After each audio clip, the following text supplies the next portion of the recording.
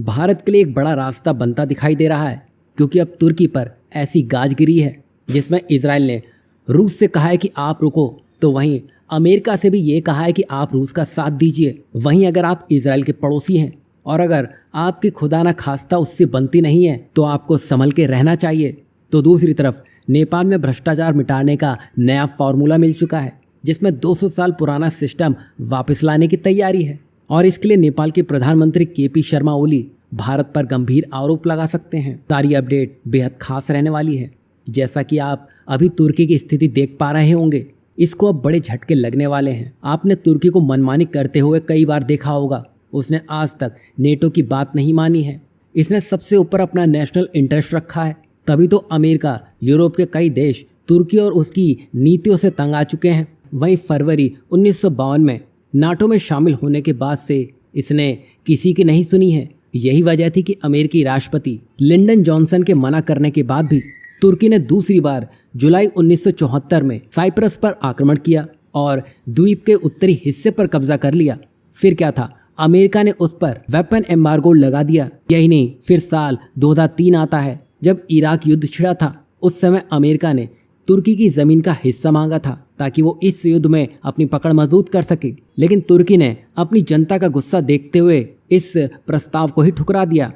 और फिर 2019 आता है जहां S-400 का मुद्दा खूब गरमाया था। इसी की वजह से अमेरिका नाराज हुआ और उसने अपने F-35 प्रोग्राम से तुर्की को बाहर निकाल दिया। लेकिन अगर तुर्की इजराइल के मैटर को लें तो 2010 में सही मायनों में इनके बीच में अनबन शुरू हुई, जहां इजराइल की एंट्री तुर्की के चैप्टर में हुई।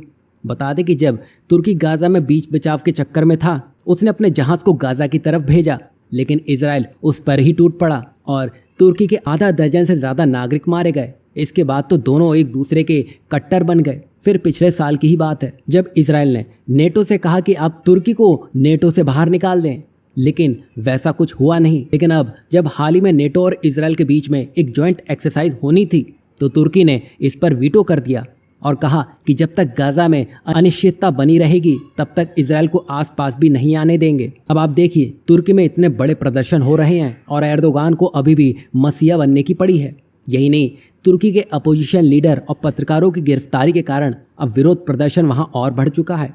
अब इन सब के बीच में तुर्की सीरिया के कुछ हिस्सों पर भी नियंत्रण स्थापित करना चाहता है। यही नहीं, तुर्की इजराइल का पड़ोसी बनने का भी इच्छुक दिख रहा है। पर अगर आपको इजराइल का पड़ोसी बनना है, अगर आप उसके दोस्त हैं तो आप सब कुछ जीत सकते हैं, लेकिन अगर आप उसके दुश्मन हैं तो आपकी हर चाल को मात देने वाला इजरायली होगा।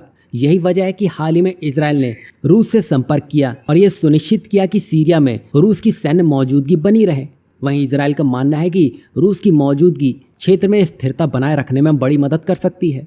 यही वजह है कि इजराइल ने अमेरिका से भी कहा कि आप रूस के सैन्य बेस को यहाँ रहने दीजिए, इससे इजराइल को ज्यादा युद्ध नहीं लड़ना होगा। वहीं तुर्की में इन सब टेंशन के बीच में यूएस के विदेश मंत्री मार्को रूबियो ने तुर्की को आड़े हाथों लिया, जहां उन्होंने ये भी कहा कि तुर्की मिडिल ईस्ट में अच्छे काम कर रहा है, लेकिन जो उसने अपने देश में मानवाधिकारों की ईंट से ईंट बजानी शुरू की है वो चिंताजनक है। बता दें कि मार्को रूबियो ने इस्तांबुल में मेयर की गिरफ्तारी और उसके बाद हुए विरोध प्रदर्शन पर भी नाराजगी जताई है। साथ ही नेटो को बार बार ब्लॉक करना और आर्मीनिया का नरसंहार, साथ ही हमास को लेकर अब तुर्की अमेरिका के हाथों चढ़ चुका है। अब यहाँ पर तुर्की का सीरिया में घुसना तुर्की का तो पता नहीं, लेकिन इजराइल और रूस के बीच में कुछ संबंध मजबूत कर सकता है। यहाँ आपको क्या लगता है, आगे क्या कुछ देखने को मिल सकता है? वहीं दूसरी तरफ नेपाल के केपी शर्मा ओली भारत पर सीधे सीधे बड़े इल्जाम लगाने की सोच रहे हैं। दरअसल नेपाल में लोकतंत्र से बढ़ती नाराजगी के बीच राजशाही की मांग जोर पकड़ रही है। वहीं नेपाल में भ्रष्टाचार, सुस्त विकास और अस्थिरता से तंग जनता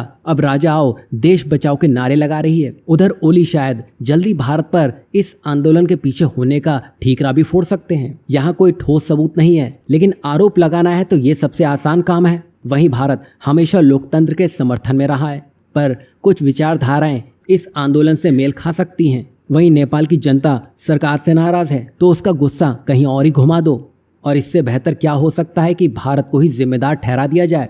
थोड़ा राष्ट्रवाद, थोड़ा ड्रामा और छवि चमकाने का सुनहरा मौका मिल जाएगा। अगर ऐसा हुआ तो भारत नेपाल के रिश्तों में फिर से एक बड़ी दरार देखी जा सकती है।